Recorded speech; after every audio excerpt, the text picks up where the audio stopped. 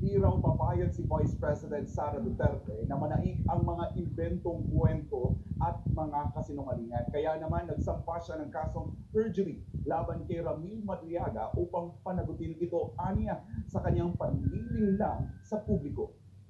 Alam niyo po na kung may mga kasinungalingan. Nagsampa ng kasong perjury si Vice President Sara Duterte laban kay Ramil Madriaga dahil sa mga alegasyong nakapaloob sa affidavit ito laban sa bise.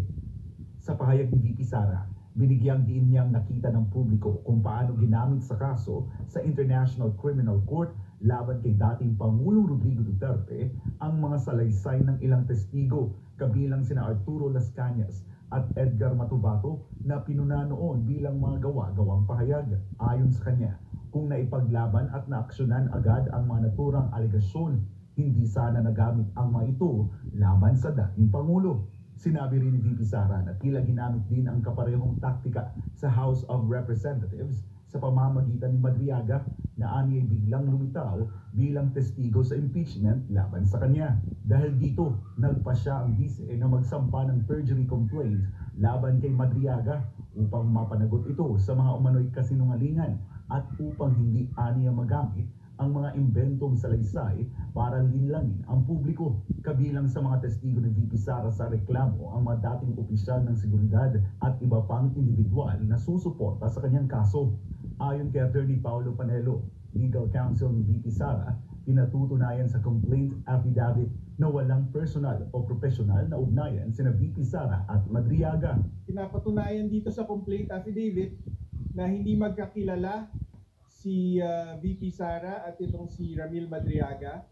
Wala silang personal o professional na relasyon.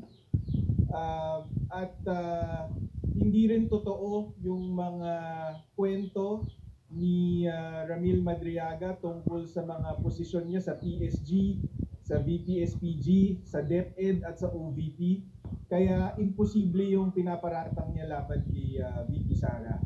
Kumpiyansa rin ang kampo ni VP Sara na may sapat na batayan ang kaso upang makitaan ang probable cause at posibleng makamit ang conviction laban kay Madriaga.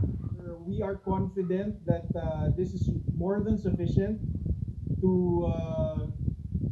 for the prosecutors to find probable cause and to determine that there is reasonable certainty of conviction. Giit pa ng abogado, maaaring maapektuhan ang ilang impeachment complaint laban kay VP Sara kung ang mga ito ay nakabatay lamang sa affidavit ni Madriaga.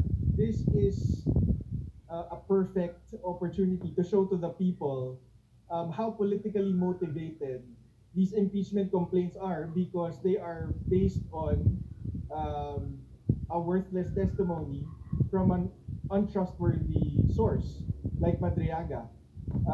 It shows that the complainants and those pushing for the impeachment did not fact check or did a background check on Madriaga and his claims. Our guess is that this will shatter the impeachment complaints if they're relying on the Madriaga affidavit for merit. Samantala, nang tanungin kung napanood niya ang mga impeachment hearing laban sa kanya, ito ang naging sagot ni VP Sara. Marami akong ginagawa na trabaho. Hindi yan yung prioridad ngayon ng Office of the Vice